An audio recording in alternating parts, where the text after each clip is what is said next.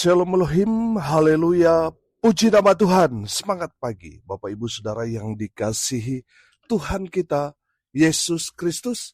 Jumpa lagi bersama saya Pendeta Samuel Mawuntu dalam Renungan Pagi ke 2757 hari. Renungan pagi ini mengudara, puji Tuhan. Bapak Ibu Saudara yang dikasihi Tuhan, sebelum kita membaca, mendengarkan, dan merenungkan firman Tuhan hari ini, mari kita berdoa, minta pimpinan Roh Kudus. Kita berdoa. Bapa di surga, berbicaralah kepada kami semua. Pakai firman Tuhan ini untuk menegur kami, menasihati kami, meneguhkan iman percaya kami, dan memberkati kami semua. Di dalam nama Tuhan Yesus yang adalah firman Allah yang hidup, kami berdoa. Amin. Haleluya. Bapak Ibu Saudara yang diberkati Tuhan, bersama dengan saya kita akan belajar Alkitab dari kitab Kejadian sampai kitab Wahyu. Mari buka Alkitab kita. 1 Timotius pasal yang pertama ayat 3 sampai ayat 11. Di bawah perikop mengenai ajaran sesat. Demikian firman Tuhan.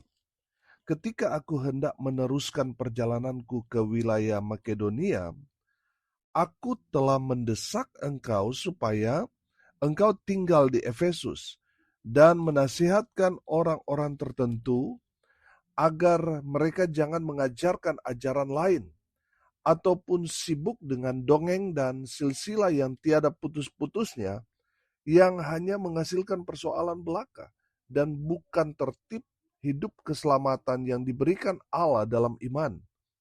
Tujuan nasihat itu ialah kasih yang timbul dari hati yang suci, dari hati nurani yang murni, dan dari iman yang tulus ikhlas. Tetapi ada orang yang tidak sampai pada tujuan itu dan yang sesat dalam omongan yang sia-sia. Mereka itu hendak menjadi pengajar hukum Taurat tanpa mengerti perkataan mereka sendiri dan pokok-pokok yang secara mutlak mereka kemukakan.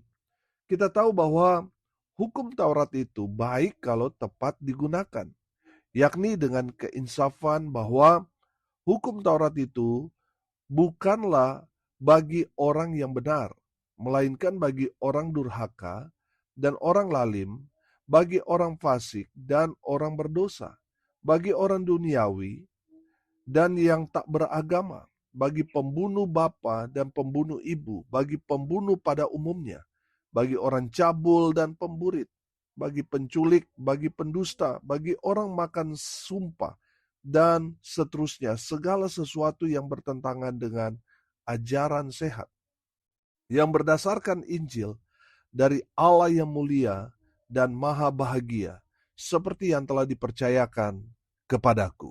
Amin, firman Tuhan, haleluya. Bapak Ibu Saudara, kita bersyukur kita sudah masuk surat Paulus yang pertama kepada Timotius. Surat ini ditulis sekitar tahun 62 sampai 64 Masehi.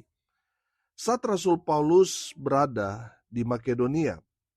Surat ini ditujukan kepada Timotius yang adalah anak rohani Rasul Paulus yang kemudian menjadi gembala jemaat yang ada di Efesus. Tema utama 1 Timotius adalah instruksi pastoral tentang bagaimana cara memimpin jemaat yang benar, menekankan pengajaran yang sehat, melawan ajaran sesat. Bapak Ibu Saudara, dalam kebenaran firman Tuhan yang sudah kita baca, Rasul Paulus mau memberikan instruksi kepada Timotius untuk disampaikan kepada seluruh jemaat yang ada di Efesus, dan pastinya firman Tuhan ini juga berlaku buat kita semua. Haleluya. Yang pertama, jangan alergi dengan nasihat, baik itu dari firman Tuhan maupun nasihat dari hamba Tuhan. Saudara perhatikan, ayat 3 di sana berkata begini. Ketika aku hendak meneruskan perjalananku ke wilayah Makedonia, aku telah mendesak engkau supaya engkau tinggal di Efesus dan menasihatkan orang-orang tertentu agar mereka jangan mengajarkan ajaran lain ataupun sibuk dengan dongeng dan silsilah yang tiada putus-putusnya, yang hanya menghasilkan persoalan belaka dan bukan tertib hidup keselamatan yang diberikan Allah dalam iman. Bapak Ibu Saudara, perhatikan ayat 5 berkata begini, tujuan nasihat itu ialah kasih yang timbul dari hati yang suci, dari hati nurani yang murni, dan dari iman yang tulus ikhlas. Bapak Ibu Saudara, dari kebenaran firman Tuhan ini kita belajar bahwa kita, baik itu hamba Tuhan maupun jemaat, jangan alergi dengan nasihat, baik itu dari firman Tuhan langsung maupun dari hamba Tuhan. Kenapa kita tidak boleh alergi dengan nasihat? Karena dasar dari nasihat itu di ayat 5 tadi berasal dari kasih yang timbul dari hati yang suci, dari hati nurani yang murni, dan dari iman yang tulus ikhlas. Jadi kalau saudara dinasihati, saudara jangan marah kepada orang yang menasihati kita. Sebaliknya, mari lihat semua nasihat yang disampaikan kepada kita. Mari lihat itu dari sudut pandang Allah. Karena Allah mengasihi kita. Karena Allah mau kita hidup dalam pimpinan Roh Kudus, makanya Dia membimbing kita. Dia menegur kita ketika kita mulai salah jalan.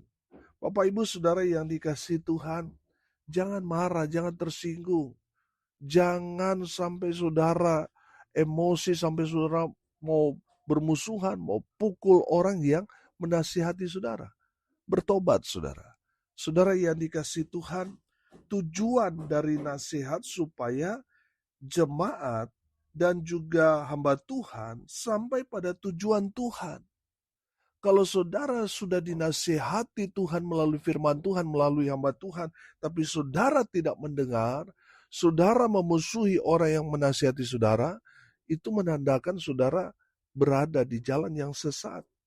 Bapak Ibu Saudara, teguran itu cara Tuhan untuk menggiring kita supaya kita tetap ada di jalan Tuhan yang benar. Amin. Haleluya. Yang kedua, dari kebenaran firman Tuhan ini kita belajar.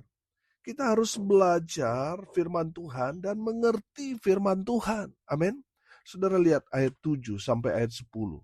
Mereka itu hendak menjadi pengajar hukum Taurat tanpa mengerti perkataan mereka sendiri. Dan pokok-pokok yang secara mutlak mereka kemukakan. Kita tahu bahwa hukum Taurat itu baik kalau tepat digunakan. Yakni dengan keinsafan bahwa hukum Taurat itu bukanlah bagi orang yang benar, melainkan bagi orang durhaka dan orang lalim, bagi orang fasik dan orang berdosa, bagi orang duniawi dan yang tak beragama, bagi pembunuh bapa dan pembunuh ibu, bagi pembunuh pada umumnya, bagi orang cabul dan pemburit, bagi penculik, bagi pendusta, bagi orang makan sumpah dan seterusnya, segala sesuatu yang bertentangan dengan ajaran sehat.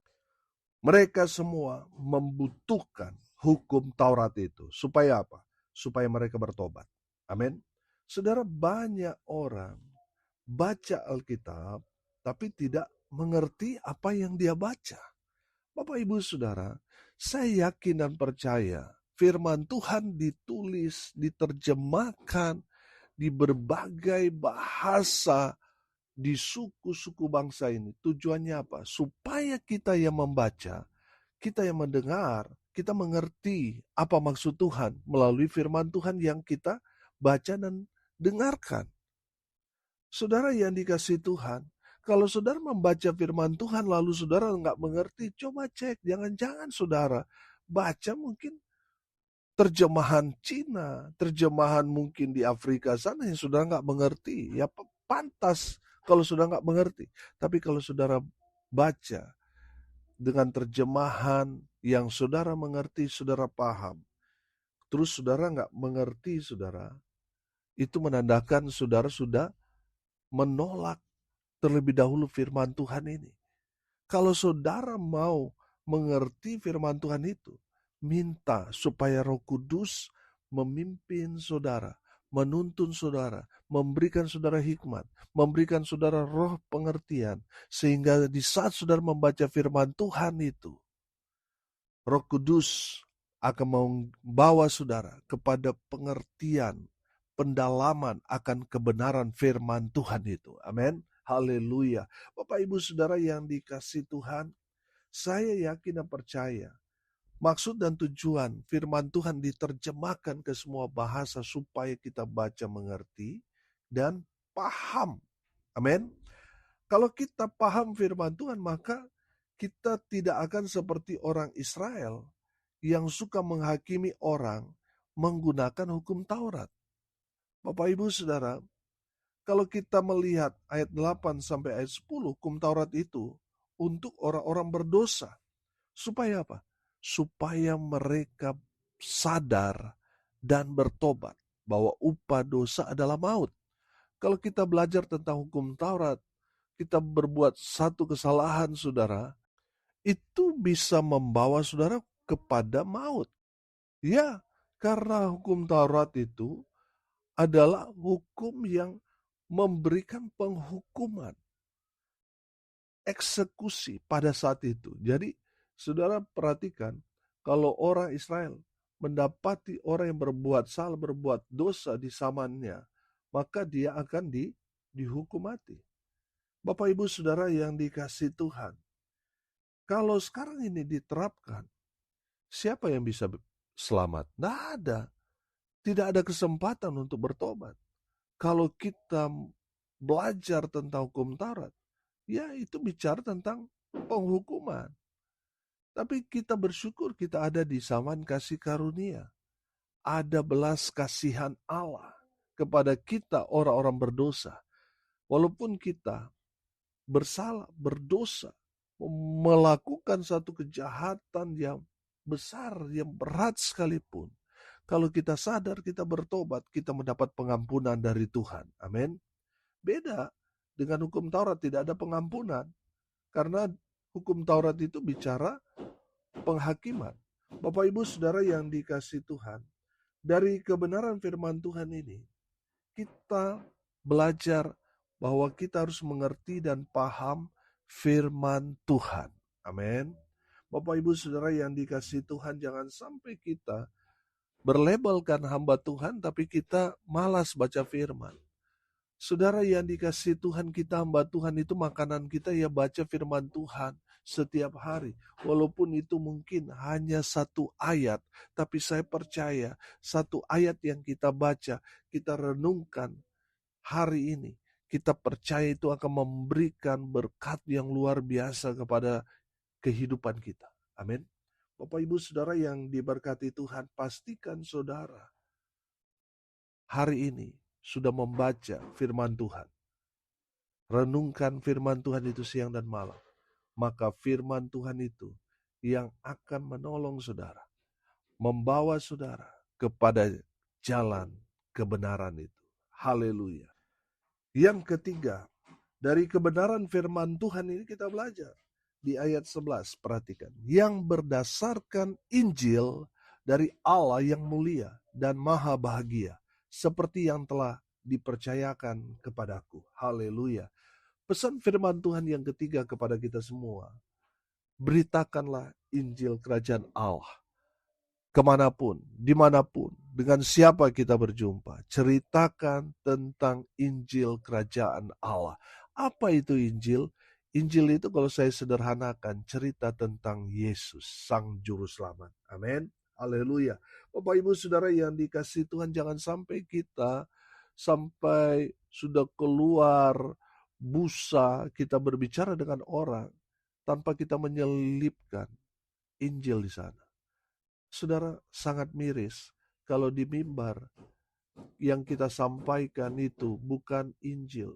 Kita tidak menceritakan tentang Yesus di sana. Yang kita ceritakan bagaimana kita diberkati, bagaimana kita sukses. Saudara yang dikasihi Tuhan, dengar baik. Yang harus kita sampaikan di atas mimbar itu, atau dimanapun kita ketemu dengan orang, adalah Injil. Ceritakan tentang Yesus. Apa yang Tuhan Yesus sudah kerjakan, lakukan dalam hidup. Jadikan itu menjadi kesaksian saudara, untuk saudara menyeberangkan Injil kepada orang yang saudara sudah jumpai. Amin. Haleluya. Saudara, Injil itu adalah solusi dari Allah untuk kita, supaya kita yang berdosa menurut hukum Taurat kita pantas untuk mati. Tapi karena Injil Kerajaan Allah memberikan pengharapan iman kepada kita. Kalau kita percaya Tuhan, kita sadar, kita bertobat, lahir baru, kita tidak akan turut dihakimi. Tapi kita mendapat keselamatan dari Yesus Kristus Tuhan. Amin. Haleluya. Bapak Ibu Saudara, Injil membuat kita jadi bahagia karena berita Injil itu kan kabar baik untuk segala bangsa. Amin. Jadi saudara yang dikasihi Tuhan, orang kalau sudah belajar tentang hukum Taurat, mereka yang didakwa karena dosa, mereka mendengar kabar buruk. Tapi Injil adalah kabar baik. Amin. Memberikan pengampunan dosa dan juga keselamatan bagi kita orang-orang berdosa. Dan jangan lupa, memberitakan Injil adalah satu keharusan bagi kita orang percaya. Amin. Hari ini kita belajar Bapak Ibu Saudara sekalian.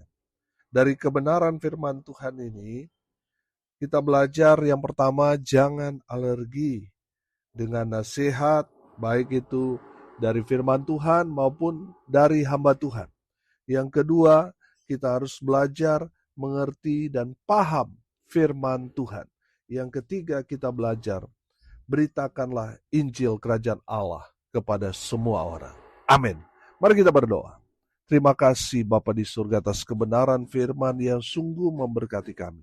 Berkati semua pendengar dimanapun mereka berada. Tuhan memberkati hidup mereka. Rumah tangga mereka diberkati. Usaha, pekerjaan, pelayanan mereka dibuat beruntung, berhasil dalam segala hal. Mereka yang sakit Tuhan sembuhkan. Mereka yang lemah Tuhan kuatkan. Tuhan hibur mereka berduka cita. Dan hamba berdoa biarlah berkat sorga turun memenuhi semua pendengar. Bapak Ibu Saudara yang dikasihi Tuhan, arahkanlah hatimu kepada Tuhan dan terimalah berkat dari Tuhan Yesus. Tuhan memberkati engkau dan melindungi engkau. Tuhan menyinari engkau dengan wajah-Nya dan memberi engkau kasih karunia. Tuhan menghadapkan wajah-Nya kepadamu dan memberi engkau damai sejahtera. Di dalam nama Tuhan Yesus, sumber daripada segala berkat. Bapak Ibu Saudara yang percaya, diberkati Tuhan, katakan amin. Puji Tuhan.